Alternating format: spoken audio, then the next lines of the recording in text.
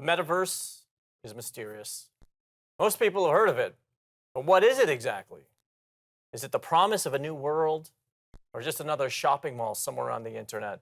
My next guest, Andrew Kegel, is the CEO of tokens.com and will help clarify some business opportunities that exist in this exotic new digital creation we call the metaverse. Andrew, welcome to the Daily Drop. Hey, Bobby, how are you? Well, it's good to see you again because I think actually I learned what the metaverse was from you a year ago, and here we are on television. So, for our audience, help us define the metaverse. What is the metaverse? What is the metaverse? So, the concept of the metaverse has actually been around for a long time. It was first defined in a book called Snow Crash by a top science fiction writer by the name of Neil Stephenson, where he sort of envisioned this dystopian world where people would interact with each other in these 3D virtual worlds via avatars off of a computer. So that was back in 1992. There's been a ton of different iterations since then that lead us sort of to today. So things like The Sims, Second Life, and if you play video games, things like Grand Theft Auto are kind of examples of metaverses. You use your computer, you have an avatar, and you're in these 3D virtual worlds. Today, they've just all of a sudden become back into being popular and having everybody really want to discuss them and talk about them. Okay, so I mean, this obviously, is sort of mind blowing, right? So, but what kind of potential are we talking about here? Like, we'll get into the business opportunities, but just like, is this like a world changing thing the way you see it? Yeah, I think it's already world changing, and we can talk about different ways that it's world changing. Um, I'll give you some really good, quick examples of how this is changing the world. For anybody in your audience that has children, they have probably heard of something called Roblox, Minecraft, or Fortnite. And let's walk through some of the numbers here because this will blow your mind. Roblox has 200 million users a month, distinct users. 50% of all kids in the United States under the age of 16 have Roblox accounts. Think about that. Minecraft has something like 350 million registered users, and Fortnite is also huge. Take a step back. This is the reality. These are all metaverses. This is where kids under the age of 16 and in and around that age, they log on, they have an avatar, they meet their friends, they play games, and they socialize. They're drawn into different experiences. Walmart is there, Gucci is there. And this is how they're learning about what things mean. They're learning about online shopping. This is how they're using the internet. It's very different from when I was a kid. And I don't know, Bobby, I'm a little bit older than you, but when I was young, the cool thing to do was to go hang out at the mall. You remember that? Did you ever go hang out at the mall? Yeah, that's all I could did. picture you. You probably used to hang out at the mall by the fountain, and Yeah, you you know, nailed me. You nailed me. Yeah, yeah. right. But today, I don't think kids know what the mall is. The kids go into Roblox, Minecraft, they meet their other friends there, and that's where they socialize. And it's creating a whole new form of status. So again, back to previous generations, take a picture of your food, take a picture of your legs by the beach. That was kind of cool. It's a way of building social status. Today, for this new generation, the way they build social status is by having a new outfit on their avatar. It's by collecting the latest NFTs, things that they can show off in these virtual worlds. Or like I said, hundreds of millions of them are already there. I'll make you my bold prediction that today's generation of, call it 15-year-olds and younger, will open up digital wallets before they open up bank accounts. Okay, that is my prediction that is already coming true. Wow. That really puts everything in perspective there. We have a minute left, and I'm so happy that we finally got you down here, dude, because I know how next level you are. I mean, what kind of money are we talking here? I mean, we're going to get into business opportunities, but I mean, No, I mean, this is a $1 trillion opportunity, and don't take my word for it. Goldman Sachs, JP Morgan, Citibank, McKinsey, all massive Wall Street based firms have all come out with reports estimating this to be anywhere from a $5 trillion to a $13 trillion business.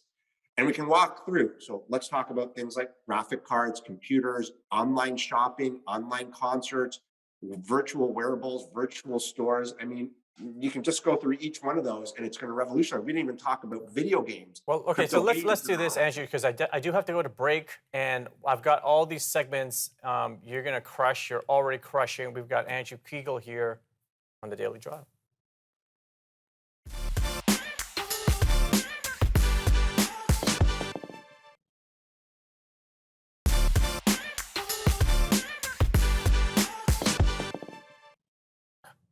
Welcome back to Daily Drop. I got Andrew Kegel.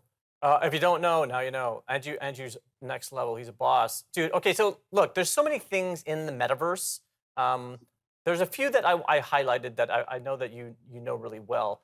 Virtual real estate. Let's talk there. What is virtual real estate? So think about each metaverse has land. Think about it like a big puzzle, okay? And you're able to go into these virtual cities that are built like a puzzle. So they have blocks of land. So they're called parcels. And you can buy them and you can use them as you want. And so, for example, Decentraland, which is one of these new Web3 metaverses, has about 45,000 parcels that belong to digital landowners like tokens.com and our companies. Because they're limited in size, if you want to access the people that use that metaverse, you really need to buy these. And we did a big transaction last year, last November. We made global news when we did the most expensive digital real estate land purchase in history. And we did this in Decentraland. We bought the fashion district, and I'll tell you why we did the fashion district. But this big contiguous plot of land, it was like 560,000 square feet equivalent in the physical world. And the next day, the entire world went bananas. We got calls from CNN, CNBC, the New York Times did a whole thing on us, the Wall Street Journal, The Economist, GQ magazine, Vogue. All of a sudden, everybody wanted to find out why we were doing this. And the answer is really simple. I'll give you a quick analogy. When you're scrolling through Facebook or Instagram, you're served ads, right? Every once in a while, you're served ads. But there's not an infinite amount of ads that you can be served, because otherwise, you wouldn't be interested in that platform. What we were essentially doing by buying this digital real estate, because remember, it's shaped in a square like a puzzle with separate parcels of land. What we're essentially doing is pre-purchasing advertising space or leisure space or whatever we want to use it for. And we've been able to turn around the land that we have there and rent it out to different people who pay us to build virtual stores for them, hold events. We hosted the Metaverse Fashion Week earlier this year. We hosted Miami Fashion Week. We have all types of clients that essentially pay us money to build these three-dimensional experiences in the metaverse on their behalf and create games, avatars, and NFTs that people can play with. So essentially, you're a landlord. More than a landlord, but certainly being a landlord is the first step. We're almost like a developer. So we look at it as, let us help you decide what you can sell there. We're almost like a consultant to these companies. What can we sell there? How do we build this? How do we make it immersive so that people continue to want to come back here? We've hosted parties, so we'll bring in a DJ, we'll create the NFTs. So in a sense, we'll be fashion consultants, party consultants, we'll do the design work for you, and we can do it all in our land. So we find ways to collect and earn revenue from our clients in many different ways, but essentially we're creating these experiences in the metaverse on their behalf.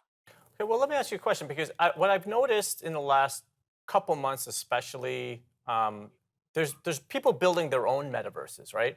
So Yeah. what makes more sense? Does it make, I don't know what the answer is at all, but is it like you go to a popular metaverse and then that's the place to be, or is it, do you just build your own metaverse, or is that cost prohibitive? What do you think of that?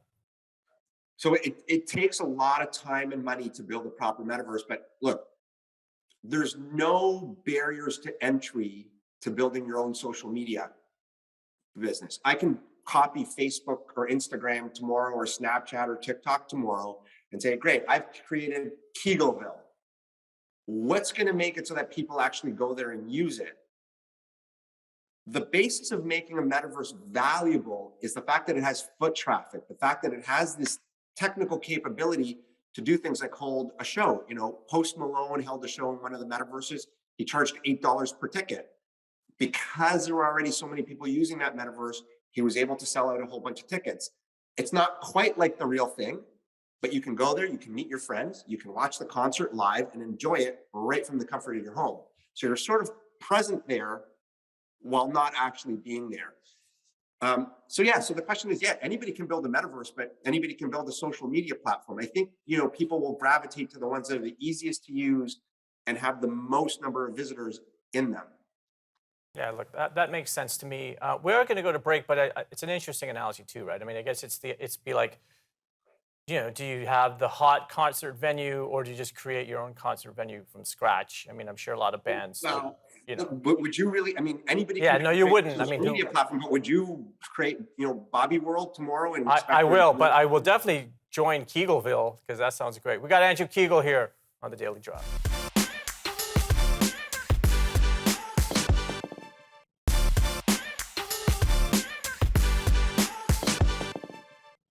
Welcome back to the Daily Drop. I got Andrew Kegel from Kegelville and tokens.com. Okay, so Andrew, when we were setting up this interview, you actually sent me some links, which is I put this segment in because I thought it was very interesting. I didn't know much about it. Retail in the metaverse. Explain that to me, right? Like luxury retail has a large presence in the metaverse, and I didn't quite understand how that was possible. Okay, first, let me give you some statistics that I think will really blow everyone's minds. Nike, the running shoe company, largest running shoe company in the world, has done about $200 million of revenue from the selling and trading of virtual running shoes in the metaverse. So these are NFT-based running shoes that your avatar can wear, where in the last 12 months, they've made $200 million in revenue. Think about that. The margins on that business are very, very high. There's no actual materials involved. So when you talk about retail and online shopping in the metaverse, imagine, today you go to Amazon and you look up, I don't know, computer monitors or running shoes or whatever, and a whole bunch of two-dimensional blocks show up. You can click on it, you have some pictures. But what if you could transform it? I'm waiting to see what Amazon does. What if you could transform that shopping experience? So you go into the metaverse, you type in running shoes, and then all of a sudden, all around you, you're in like a Foot Locker store or some equivalent of that. You can say, I want to look at Nikes or Skechers or any other brand, and there's an actual person there who's a salesperson who can show you what the shoes look like in a physical form or in an NFT form that your avatar can wear. Think about that concept, and that can be applied to anything. So wait, I think I have a question. I have a question. So does that yeah, mean you're tying the physical to the digital, or are people just buying the digital? Like, how does that interaction work? both. So the Mm, term is called a phygital. mm, So there's a drop for you, but a phygital is a combination of a physical and a digital item, but it can be both. Think about things like booking your next vacation. Imagine, you're booking a room, you want to go to a resort. If you could take your avatar and walk around the resort, and how far is my room from the beach, the restaurant, the nightclub? Think about all those things. Think about in the real estate space. If you were trying to find office space for your company in a different city, you could go and visit that actual office space and look at it. And again, how far are you from public transit, the parks, all these things that are important? You can start doing all of these things in the metaverse. And so people won't be talking and using the word metaverse in 5 years. In the same way, people don't use the word like URL or internet anymore. When we were booking this, we didn't say we will go to URL Zoom dot blah blah blah blah. right. We just said we're going to set up a video interview. It's going to So be the same thing in the metaverse. You'll be like, I'm going to book my next trip. I'm going to do my online shopping, and that's just how you're going to do it. so that's my next question. So do you think it's just going to be that pervasive? It's going to be so mainstream that you don't even think about it. Like, that's how you shop. Correct. I do. It's already happened. Remember, there are hundreds of millions of kids, the Generation Alpha, that 16-year-old cohort and younger, who live and breathe by using the internet solely through metaverses. They don't go to Google or the things that we use. They go and do all of their experiences through metaverses. So how much money are we talking about here? Again, and I think it's the business opportunities, so that's fine. But just so people get a sense, like how much money then do you think is going to be spent in the metaverse just shopping? Well, I think it's the equivalent of what the size of the online shopping market is. So I believe that's probably in the trillions. I think the market opportunities to do things like create better graphic cards and faster computers and people building metaverses is huge. An area we haven't talked about is video games. Right now, metaverse video games, where you can actually go in and own parcels of land and players and monetize of it, is a huge area. In the last 2 years, there's been about $40 billion invested into metaverse-based games. If you want to take another view at it, the largest retailer in the world is Walmart. Okay, number one, nobody will dispute that. Did you know Walmart just set up an entire game inside Roblox? Why would they do this?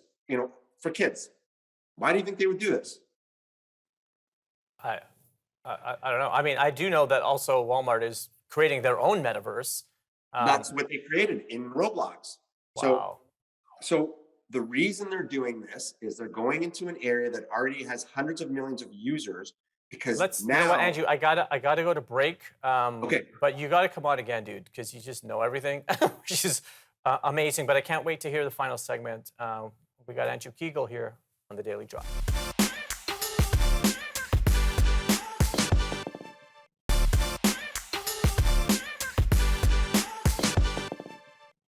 Welcome back to the Daily Drop. Okay, so we've had Andrew Kegel for, I don't know, about 17 minutes, but it needs to be 17 hours. So, Andrew, you need to come back. But look, we've talked a lot about the metaverse, but let's just get some general forecasts. So, I mean, I think I know how you're going to answer this, but you definitely believe the metaverse culture is going to go mainstream, right? Is that correct? I think it's already mainstream. But Oh, it's yes. already mainstream. What do you call several hundred million kids using it, right? Hmm. Look, I I mean, think this, it's pretty mainstream. this is a good point. Okay, so with that in mind, then, how is this going to impact society? Well, I think every kid is just going to stay in their room and never go outside. Um, Joking about that, I think this is just going to replace the way people use the internet. So the same way we go and use Amazon or Google or things like that, I think this new generation of kids is instead going to function and use the internet using metaverses. It's where they're going to play games and socialize and go to concerts and things. So is there going to be like a tension between people living in the metaverse world versus people living in the physical world? Is it going to be a thing where these kids they're going to be in school or maybe everyone? I don't know. You're going to be at the office and everyone's going to have the goggles, or like how do you see this tension playing out? I think it's going to evolve beyond the goggles into virtual reality glasses. So I think in the future, you won't even have a cell phone or a smartphone. You're just going to wear glasses and you'll just sort of like be able to sort of tap on things and like you'll enter the metaverse or you'll be able to shop, take a call, do everything off glasses. I think that's about 10 years away. So okay, That's not just me. That's Mark Zuckerberg. You saw Facebook did the biggest pivot in history of the world for a business by becoming Meta. Mhm. And this is coming from the founders of Nokia and Samsung. They're like, phones won't be used in 10 years. It's going to be glasses that will control everything. Can you explain that a little bit more? I have heard about this, but I don't know. You have such a good way of explaining things. Like just Well, more detail about that. it's called augmented reality, AR. And basically, you'll be able to program it and to take your calls and do everything that you know to do with the phone, but you'll be able to do it smartly through using a wearable. It'll just make life a lot easier when the technology's there. And when you want to go shopping or do things, you will do it within a metaverse. But the screen in your glasses will provide that. So you're not wearing this big bulky headset that people are accustomed to using now. So could you disguise them like under like literally you could wear like normal sunglasses, but actually like you're in the metaverse? Yes. Wow. Wow. Yes. Okay. I mean, it's all coming. I mean, it sounds crazy, but think about how much technology has advanced in the last 5, 10 years. In the next 10 years, there's, like I said, billions of dollars. Follow the money. Billions of dollars going in to develop these areas by Wall Street, Silicon Valley, the smartest people in the world. This is going to be the next big thing. And it's already, like I said, it's already starting from a very, very high point.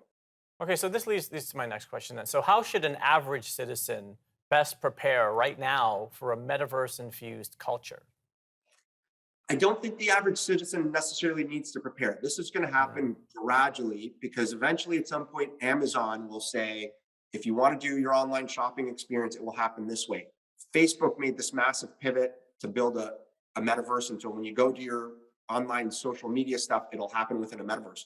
So I think it's really going to be gradually layered on to the way people use the internet. And that's why I'm saying soon people won't be talking about the metaverse. It's going to be how you do remote work, remote education, remote training, remote shopping. So mainstream in terms of not just like teenagers, but everybody. Do you think we'll ever achieve that? If so, how many years? I think 2 to 4 years. I made a Wow. prediction last year where I said every single major company in the world will need a metaverse strategy within 24 months. Okay, and I went on record with that, and I was wrong. It took about 6 months.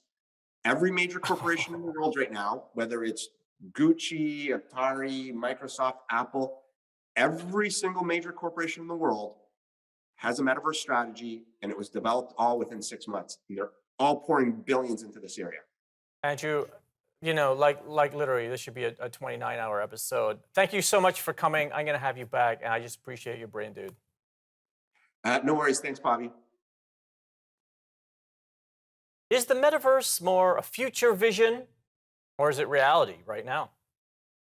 One thing we do know, significant investment is pouring into this space. And while the timeline for mainstream adoption is unclear, it is undeniable that paying attention to this evolving digital ecosystem is of paramount importance. And your business may ultimately depend on it. We'll see you next time on The Daily Drop.